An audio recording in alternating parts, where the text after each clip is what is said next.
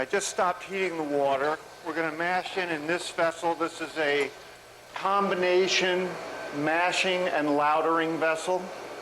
Underneath is a water storage, hot water storage. It has a false bottom, as you can see. And it's just like, it's very similar to a coffee maker, where you would put the grounds on top and the water would go through the grounds and into the coffee pot. We're basically going to be doing the same thing here.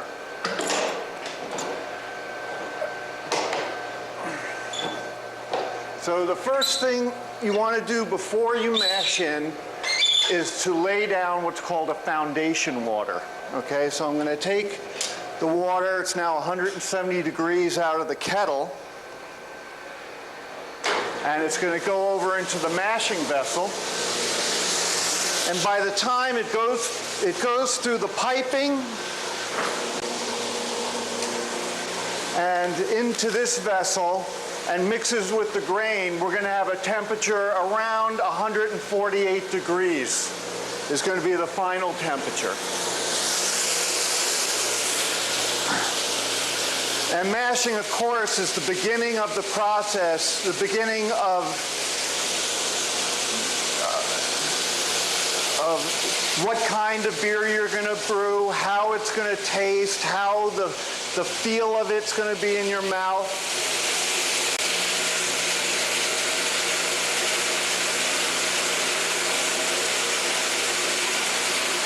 And I'm going to lay down about an inch of water over that plate because you want the grain to float. Right? You don't want the grain to compact down or you'll get no water through it. The beer we're making today is our blonde lager. The actual beer style is a German Helles, which is a very mainstream type of beer. The base malt we're using is Pilsner malt. Okay, we're using this rather than two-row malt, which I use in ales because it lends different flavors. The pale malt I use, the two-row, it gives the beer a kind of a biscuity, cookie-like flavor, and this is more grainy. Okay. Also, you can affect the mouthfeel of the beer by the temperature you mash in at. So if I were to mash in at higher temperatures, you would get more unfermentable material. It would give the beer more mouthfeel. All right, and this is a technique I would use if I was making a beer such as a stout or a porter, for example. Beers that have an expectation of that kind of mouthfeel. In this case, I'm going to be mashing in at a lower end temperature. And this is going to give us much more fermentable material, which will give us a higher alcohol content, and it makes the beer a little drier. Okay?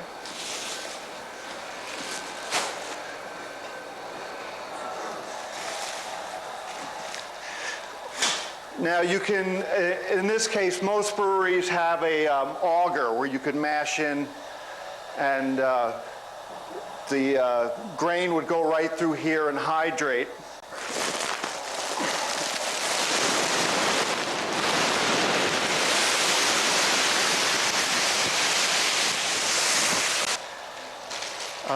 Many breweries, usually ones on a larger scale, have an agitator inside to help mix the malt. But generally, would you hand me that oar, sir? But generally, you don't need it for a vessel this small. I like mashing in with a boat oar, and the reason I like that is because I can really feel what's going on in the mash. You can really feel if it's hydrated. You can feel around if there's lumps in it. You want to get any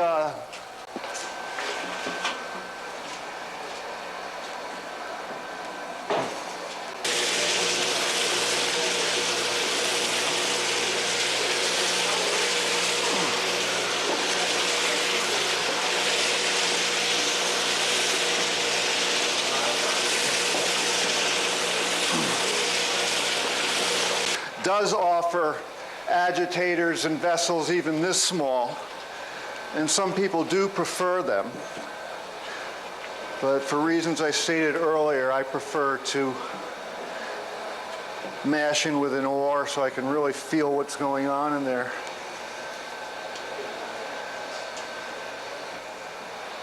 Okay, excuse me.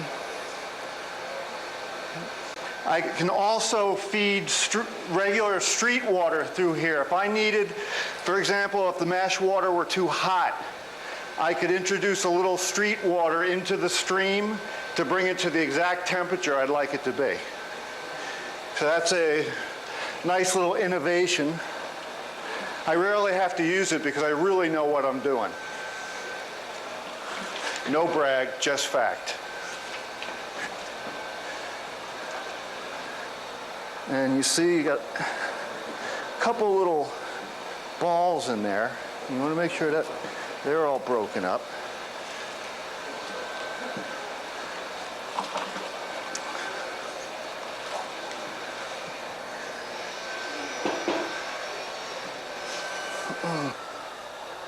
How are you, sir?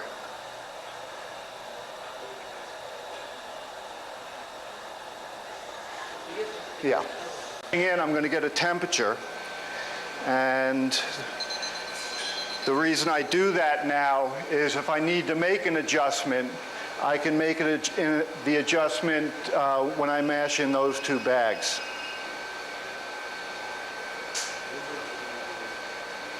And we wanted to get around 148 degrees was what we hope to get. I think the reason we have I would have hit 148 right on the mark, but the grain is stored outside, so it's a little cooler, it's a little colder. But again, we're in a very acceptable range here.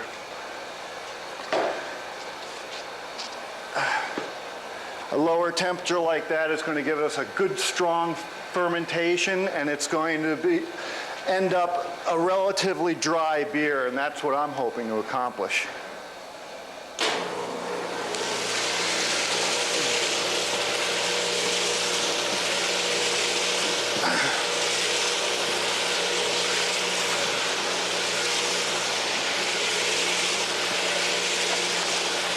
You're going to have the grain bed covered for about with about an inch of water, and just like oatmeal or cereal, the grain will uptake the water to a certain degree, and it'll start to breach the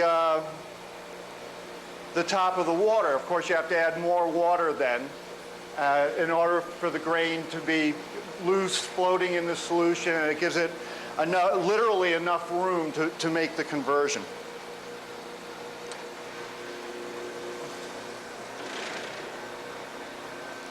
And here's the manifold at work with it. Once you get used to it, it's much easier than just about any other system I've worked with. It looks a little intimidating at first, but it only takes a very short time to get used to. In other breweries, to accomplish the same thing, you'd have to run to different parts of the brew house, opening and closing valves, and here it's all in one spot.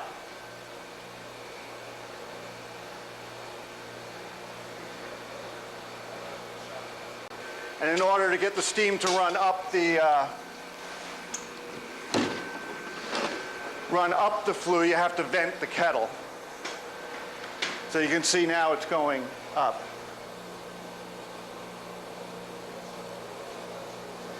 I'm transferring the rest of the hot water into the hot water vessel. We're going to be using that for sparging. And we're going to be using just about half a barrel of this water to sanitize the system. Sit and let the enzymes do its work. We have to make sure that everything that the wort touches after this boil is done is completely sanitary. And I don't say sterilized, but sanitary, clean. because the wort is very susceptible to infection, and we want to minimize that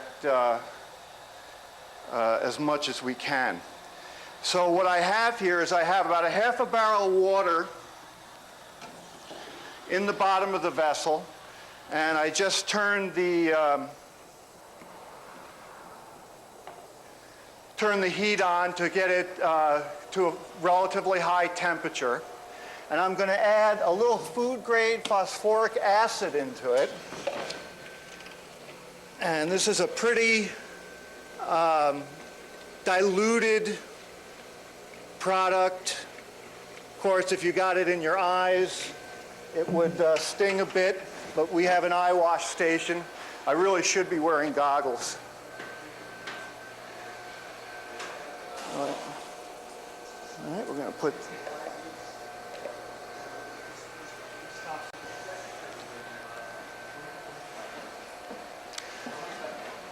I kind of envy you guys who are going to visit so many breweries, and I never get to see, you know. I generally really enjoy seeing people's different approaches to the process.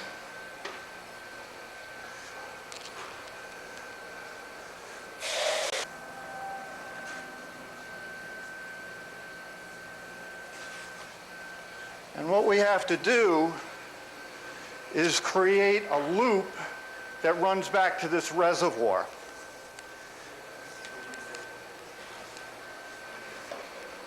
It's basically we have a little reservoir of phosphoric acid and hot water in the kettle, and I'll show you gentlemen where we're going to be pumping this wort into later.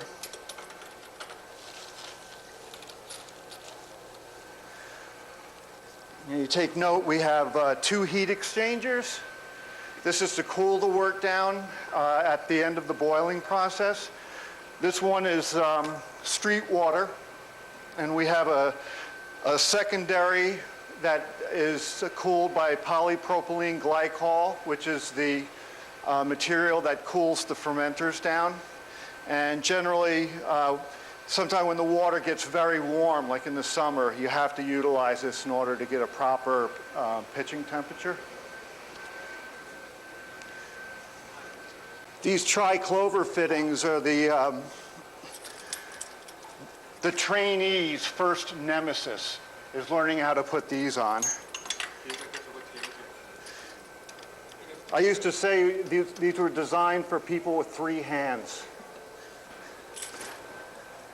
Gasket goes in place, then you connect the piping.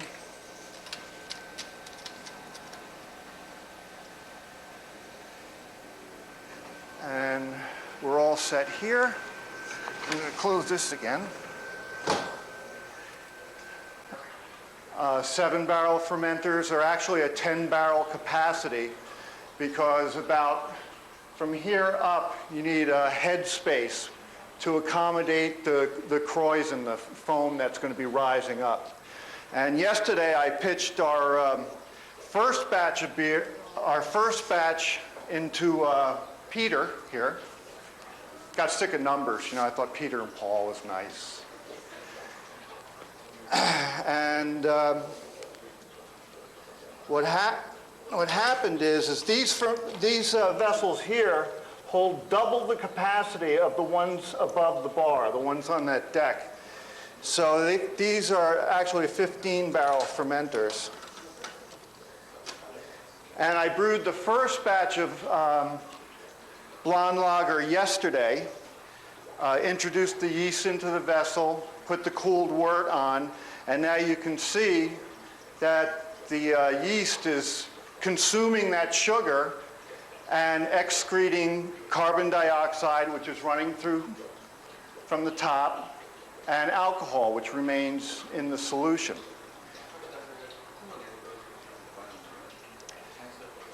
Now, where most ales will be fully fermented in 3-4 days, this one, because we're fermenting at a cooler temperature, is going to take 8, 9, 10 days, something to that degree. And when we later on, we're going to pitch the wort that we're creating today right on top of this. And tomorrow we're going to have 14 barrels of fermenting blonde lager. So you see I created a loop here. Now we're going to run the acid from the vessel through all the piping that the wort's going to touch, down here and back again. And we're going to let it run, let it have some contact time. And this is an area use just hot water, just 180-degree water, because that's the microbiotic killing temperature. Some people might use cooler water and acid as the sanitizer, but I use hot water and acid, and the sole reason I go overboard like this is because it makes me comfortable, and I have to feel very comfortable about what I'm doing. And in 700 batches of beer, we've never had an infection, so I like this methodology just fine. Now that water and acid is running through the system, and I can tell it's moving through the system because that thermometer is starting to rise. And that's probably going to rise in excess of 180 degrees. And we're going to allow this to have a contact period of about 10 minutes. Okay? All I'm doing is running the acid through the system. Because it cleans the manifold. It cleans the pump. It cleans the hoses inside. It cleans all the piping. And I'll use the exact hose that I looped to pitch the wort later on. Oh, absolutely. Absolutely.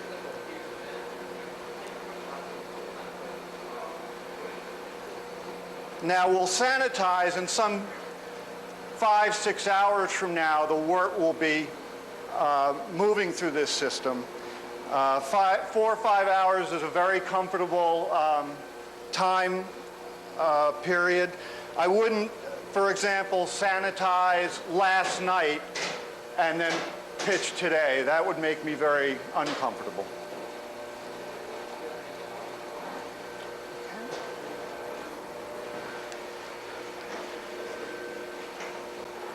Polypropylene glycol is a safer version of antifreeze that's used now.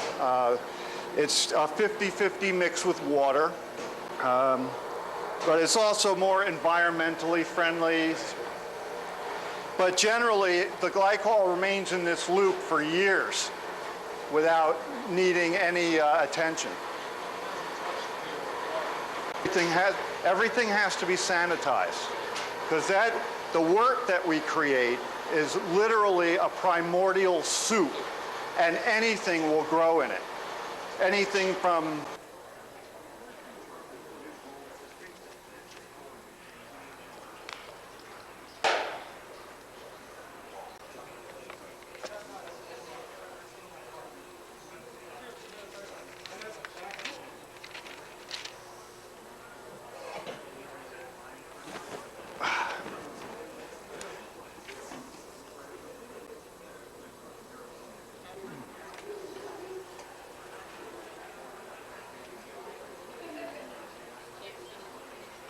Sorry, you got a little snack later on.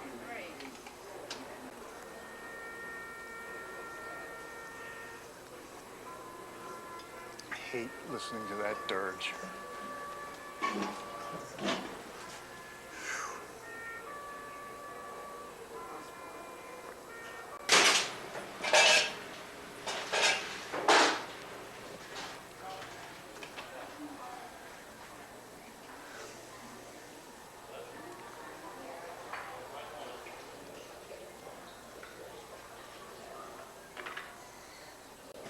But they didn't tell me, but obviously they didn't drink it. He brings a cup in the kitchen and drinks it. Like, took a sip of it. I was like, oh, it's from a tequila's mouth. It's disgusting.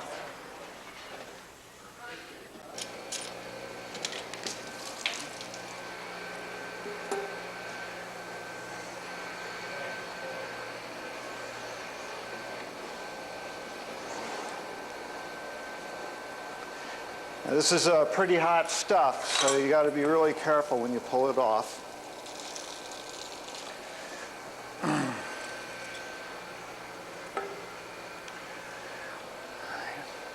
Pigs will flush water through the system after it to push the acid out, but the acid is in such a small amount compared to the water, plus a 4,000-gallon septic tank in the back with about 1,000 feet of leach field, and we've never had a problem.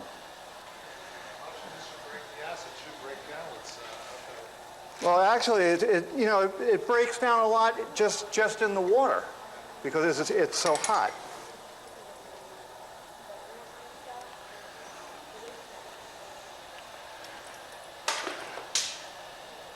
And everything's pretty hot stuff.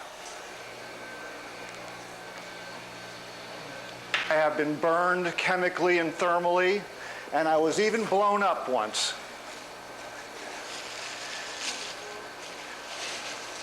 So if you survive your first couple of years, you get real careful. And this is really one of the best, most remarkable features of the pub system are these clean in place heads. There are a lot of companies that just have a stationary ball that's perforated with holes, and I've always found these to be very poor. The pub system, on the other hand, spins on ball bearings on the inside, and as the solution goes through, it literally spins it, so it gets a full full contact with all the parts of the vessel. These are the best spray balls made, I'm here to tell you. It's a really wonderful product.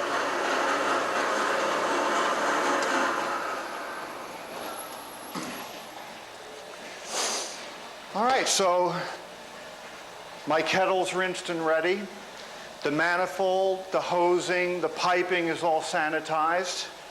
The heat exchangers are sanitized. So I'm very comfortable now that we're not going to be introducing anything ill-toward, into our work. Okay. It's Mother Nature's work.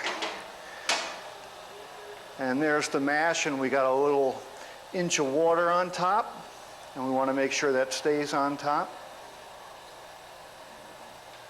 Huh? Hot stuff, man.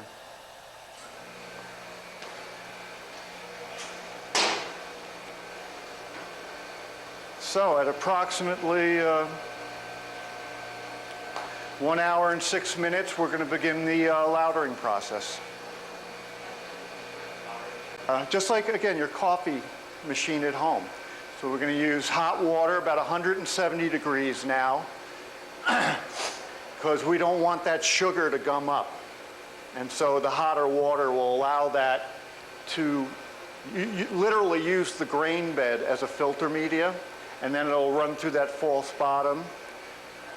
And then you will see the work running through that sight glass as we lauter the wort into the kettle.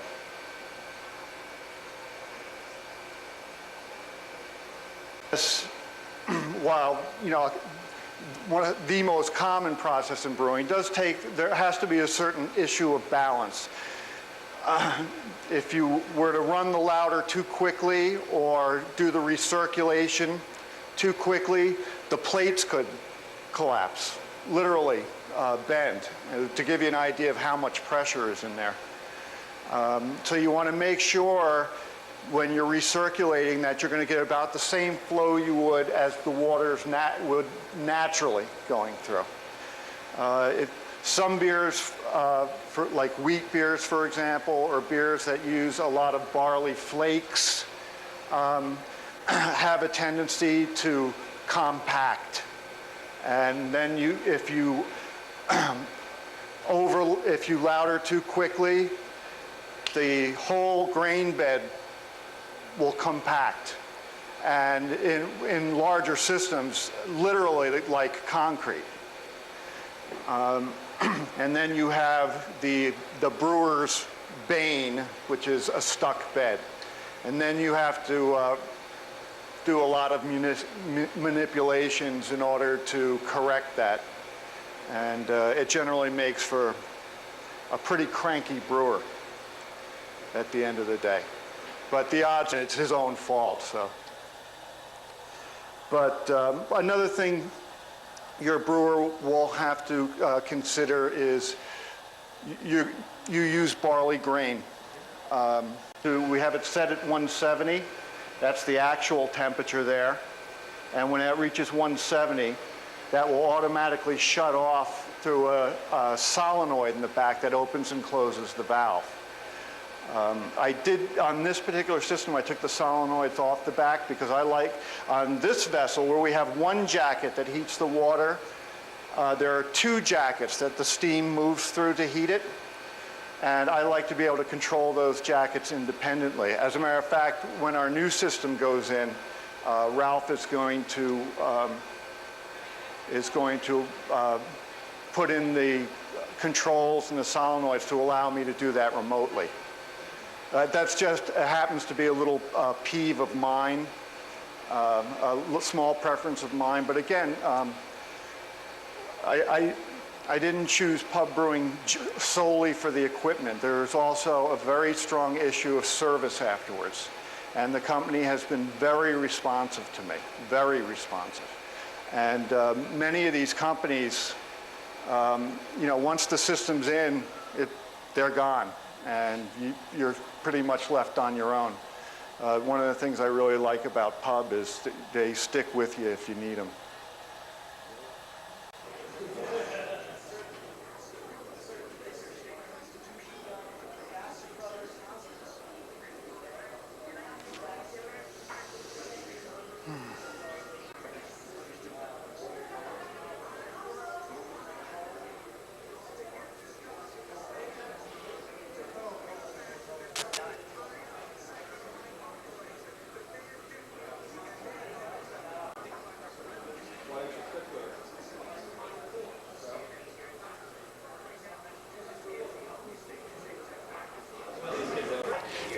I still train Goju with, back to the beer, back to this nonsense. It's been 90 minutes, so what I'm going to do is run that 170 degree water on top of the grain bed. And we are going to recirculate, or what the Germans call Borloff. I'm sure I pronounced that correctly. So basically what we're going to do is we're going to take the wort that's below the grain bed, below the filter plate.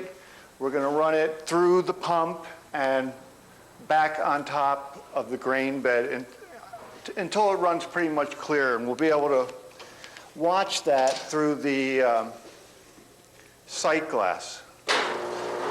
And what I want to do is gently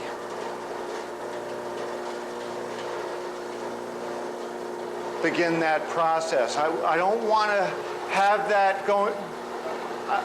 I don't want the flow rate greater than it would be if it was just naturally flowing down by gravity. Because anything much more than that, and you can collapse those plates. And you can see that there's a lot of material in there.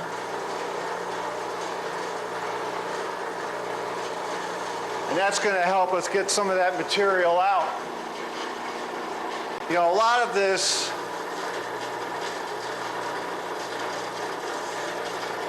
you know, we don't have the benefits of the bells and whistles that bigger companies have. So a lot of experience. You know, but that's part of the allure of it. You know, people see something they don't normally see. It's like watching a blacksmith work or a farrier. To do a when you lauter into the kettle to get 7 barrels, you're not lautering to get to a certain height. You're lautering to get to a certain solution density. And I will today, just to show the gentleman, check the solution density with a hydrometer to show them how it works. But I can do it by feel now. I mean, I know these beers so well. I mean, I just if I have a beer that I've never done before, for example, or a special beer like a Bock, something that's going to be a real heavy beer, then I'll do a hydrometer check all through the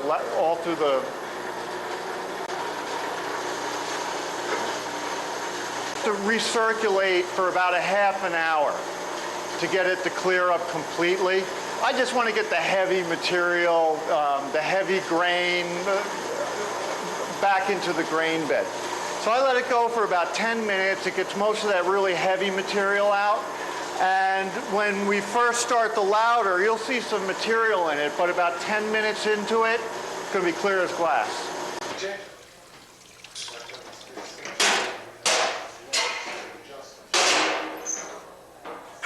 Now it's okay. Now this is a gravity feed, okay? Because the water's up here inside the mash, so the material will go through here, up and in, all right? And we'll just start this process now.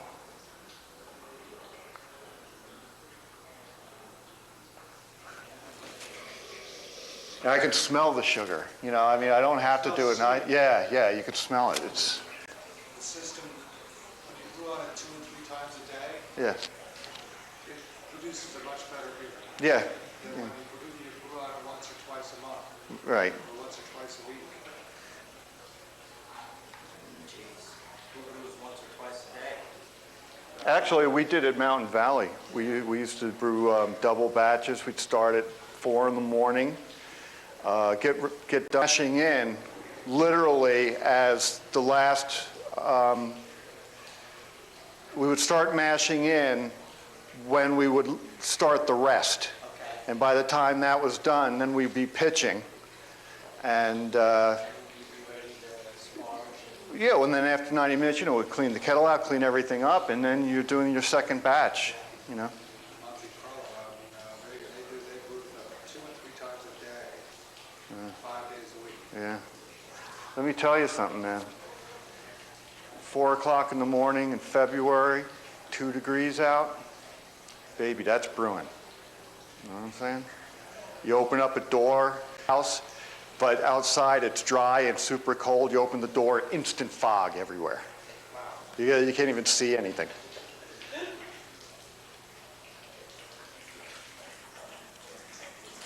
I was brewing on a 20-barrel system, the one they put in over at Mountain Valley kettle, and it had an agitator in it, and you used to have to keep the agitator going slowly, even during the I mean, you know, when you mash, because if you didn't, the whole thing would just set.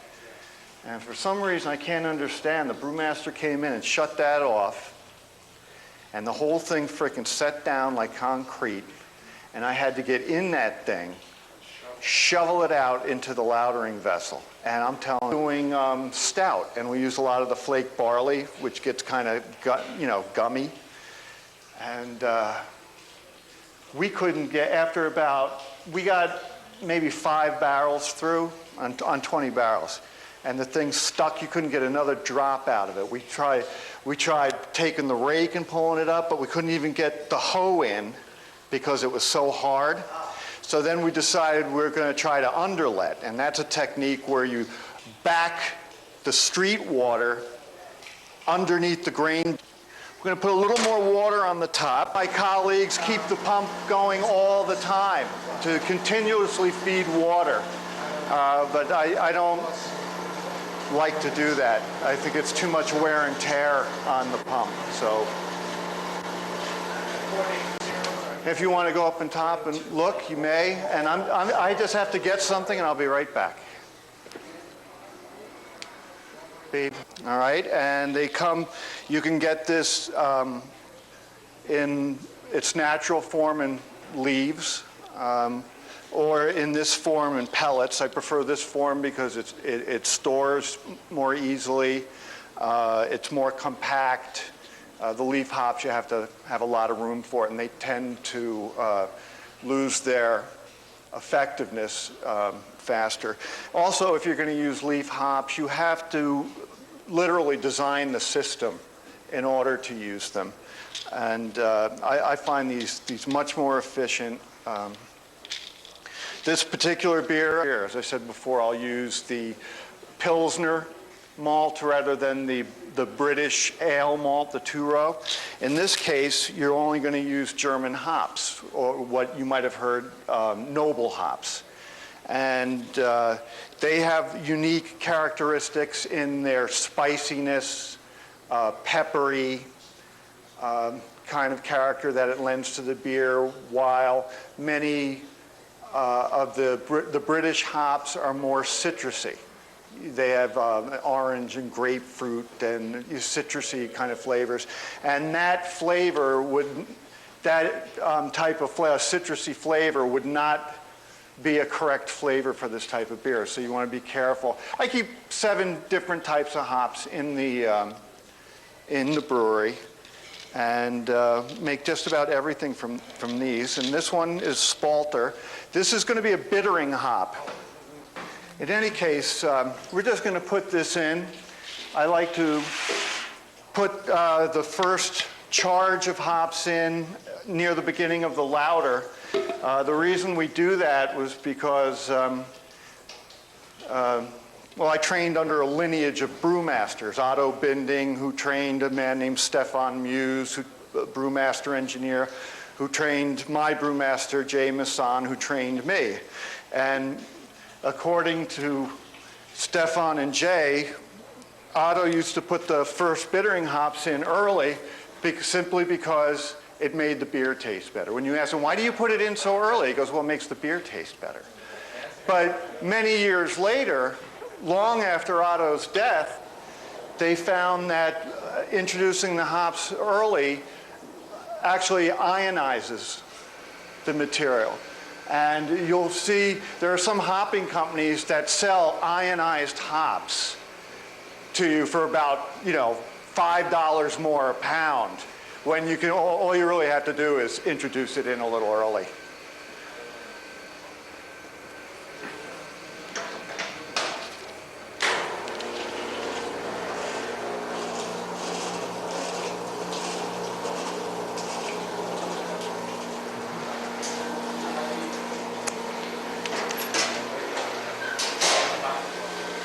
Region in the country up until about the mid-1800s. And you can still find a lot of wild somewhere. Yeah, I'm analyzing. And I'll order like a Coors Light or something so I can concentrate on whoever I'm with to have a conversation instead of thinking about the beer every time I taste it. So in that way, it can be a little annoying. It's like I took a perfectly good hobby and I ruined it.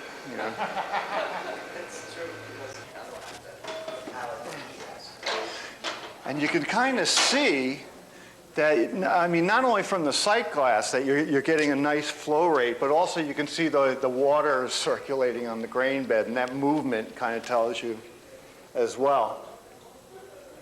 It's getting clearer. Oh yeah, you're getting a few pieces of material, but pretty much clear as glass. However, the boil is going to help you clarify the beer as well. And you boil the wort for this, well, first of all, only when you get to the cold side after the boil does that sanitation regimen become absolutely essential. But in this case, some of the material is going into the boil, and you boil not only to sterilize the wort, but it also causes chemical reactions that cause all this material to start banging into each other, and they grab onto each other and flocculate together, and then it makes it much easier for that material to fall out of the solution. And during the boil or immediately after the boil, I'm going to show you that material. It's called the hot break. God bless you.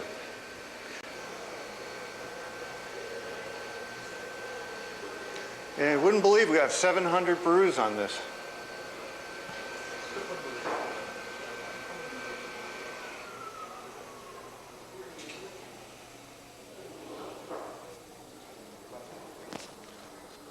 Does it take completely cold potatoes? 90 minutes. Yeah. About approximately 90 minutes. That's what I look for. I don't like to rush that too much. I want to make sure I get as much extract as possible. It's also very important, again, to get a solution density. We're not lautering to a certain level, we're lautering to density. And that's a very important thing that many people kind of forget. For the end of the boil, so you have a lot of hop flavor. But in this particular beer, I don't really want that. This has to be a very mainstream beer. Then at the end, when the boil is complete, I'll put the last charge in, and that's generally what they call the aroma hop. Hops are a cousin to the cannabis family, by the way. And like that, you use the female flowers are what's used. It has an acidic resin inside called lupulin. It's kind of a yellow-green kind of sticky material, and that's what actually imparts the flavor. In early America,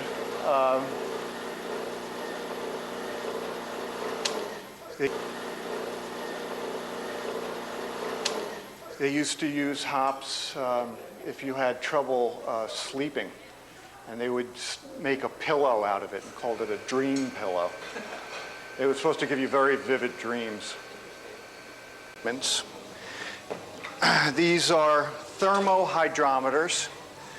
They measure solution density by displacement. In other words, this weighted, you can see the beads weight down the instrument, will go into the solution in that sample there. It's calibrated to read 0 degrees Plato, which is the unit of measure for density. It's calibrated to read 0 when in water at 60 degrees Fahrenheit. Now, it also has a thermometer in it because you have to adjust your reading by the temperature of the solution. Because as in anything, the warmer it is, the lower it will sink, the less dense it will be. The cooler it is, the more dense, all right? So I have 3 of them here, which are fairly expensive. They're $150 a piece. They're fine lab grade. This is what many people use. This is a home brewer's hydrometer. It's a lot less accurate, and it sort of covers the whole range of degrees, while it takes these 3 to cover the same range. Now, I'm looking for, in this particular beer, a reading of about 10.5 degrees Plato.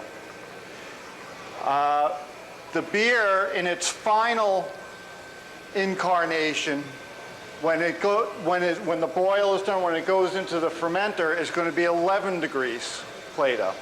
I happen to know from my experience that we're going to lose about a half a barrel of steam up the stack, and that's going to make the solution denser. So that's how we're going to go from 10.5 to 11, okay? And you can see this middle one reads from 8 to 16, and 16 is pretty high. That's like a Bach level beer, all right? And we'll just put it in here and see what kind of reading we get.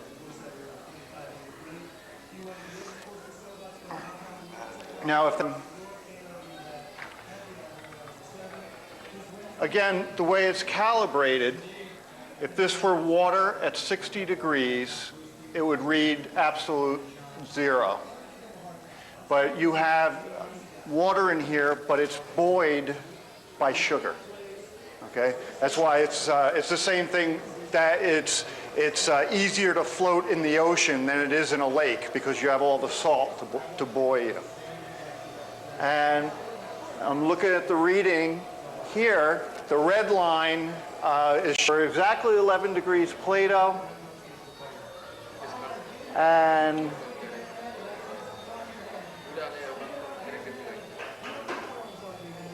the thermometer's higher, so it's actually reading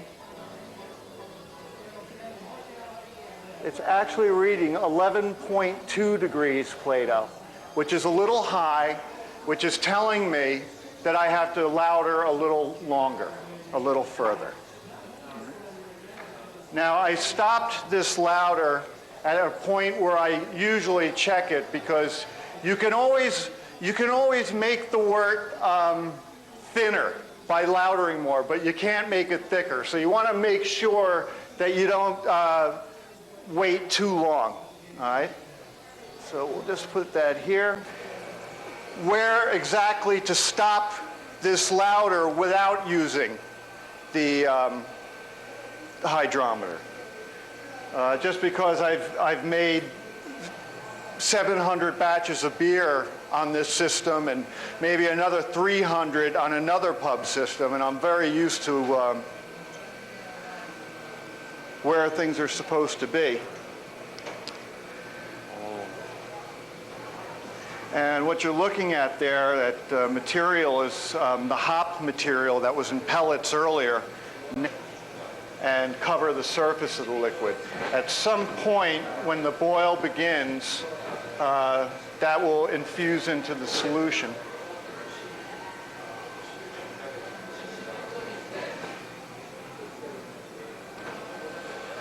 Let me just, pardon me. Just want to put my glass. The steam is going to run up, and it's going to make the solution denser. And by the time the boil is complete, we're going to have an 11 Plato beer. Okay? You can see the temperature here of the kettle. The boil will commence around 207, 208 degrees. It can vary according to the weather. Literally, the atmospheric temperature can change the boiling point to a degree. Altitude will also affect the boiling point as well. This will be a different boiling point at sea level than it will be at 2 miles up. All right, I'm going to leave this open for now. The only danger here is if you go up there, you'll see the hops are covering the solution. But when it boils, like with water, the oxygen blows out of the solution. At the beginning, you have a lot of oxygen, and you have this cap of hops that you saw earlier. That lends itself to boiling over because you got that lid on with the hops, and you got all the oxygen pouring out. So you have to watch the beginning of the boil very carefully.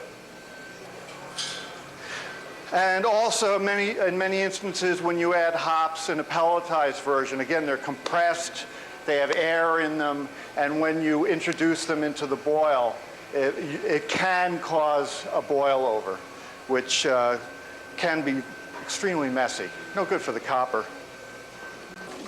Dump our mash now. And we're going to get all the water out of here.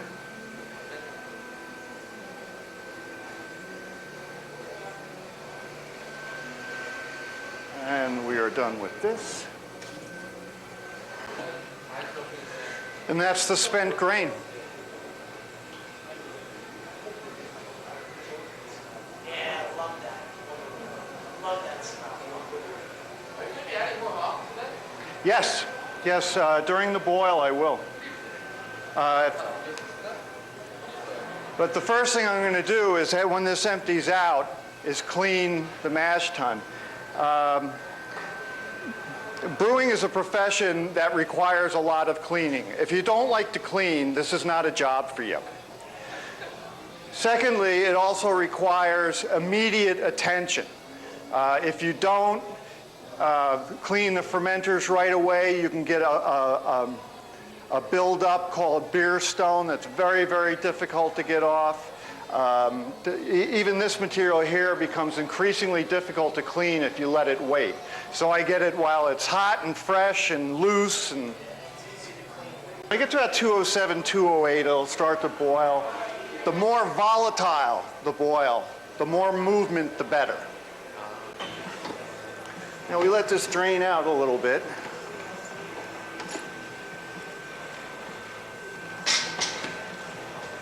And some very happy cows are going to be getting this material. Tomorrow morning, the farmer will come and pick it up.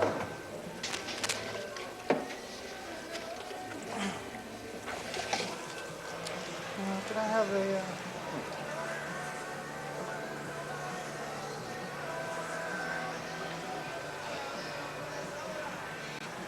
Anyway, I like to try to get at this very quickly.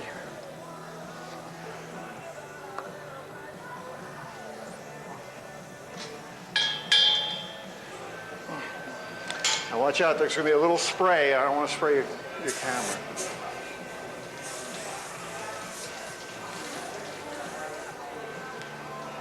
And you see I put a little bib on to protect the copper.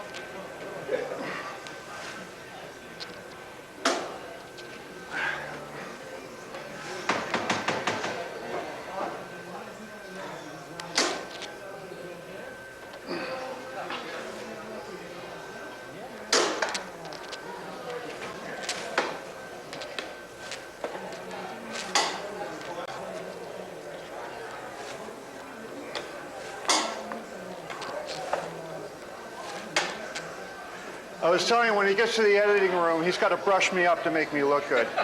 You know what I mean?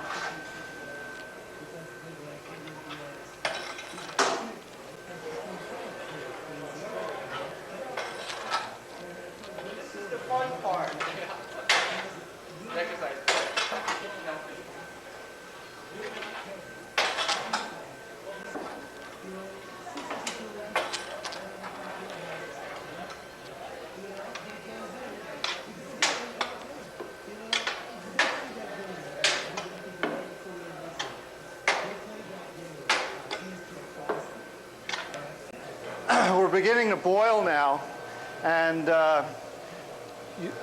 direct your attention to the advantages of utilizing steam as a heating media.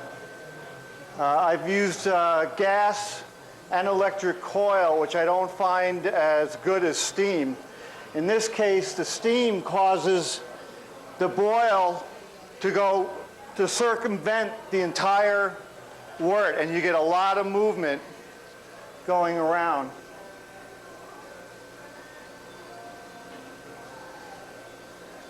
And hopefully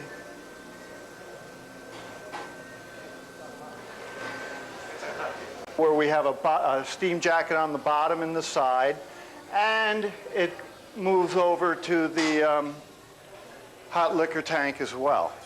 You want to try to keep this, if you use steam. You want to try to keep the steam plant as close to the vessels as you can, because you lose pressure and heat with every 10-foot span of piping. There's a certain degree of resistance, and 1 elbow is worth 10 foot of span as well. So the closer you can keep it, the better.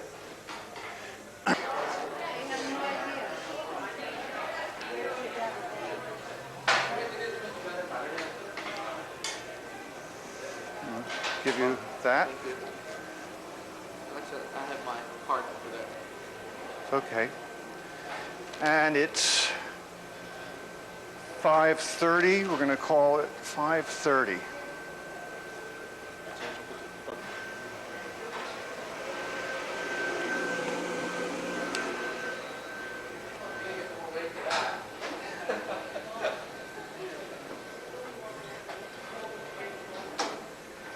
I'm just kind of fun. Yeah, I enjoy it greatly. I used to be a hospital administrator. Really? Yep. And I wanted to brew beer. Man, you do what you want to do. Well, I thought, you know.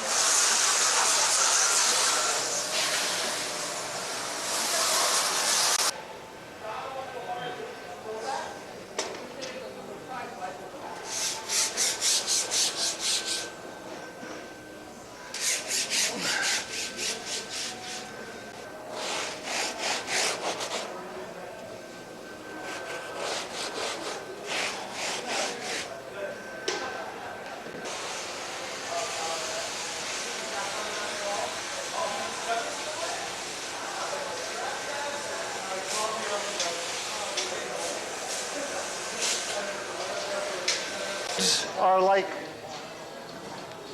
it's a point, they're like a V, right? But it's a wedge on top. Okay, so this is a superior filter medium, and it's much better than just perforations.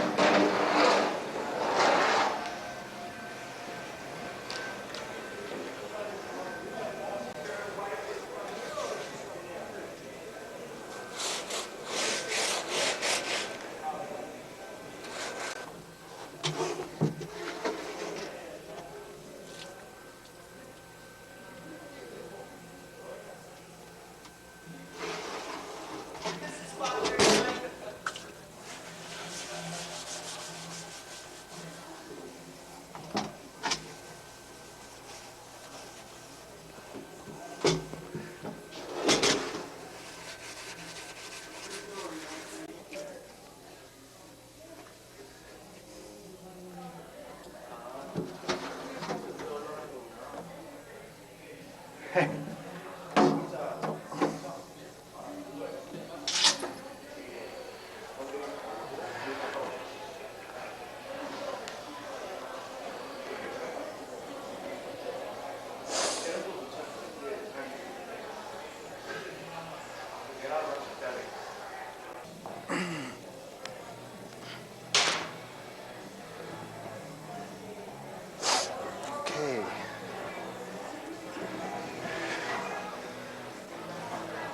So you see, I like to attack that pretty rapidly. The copper's not as nice as it usually is. So what It's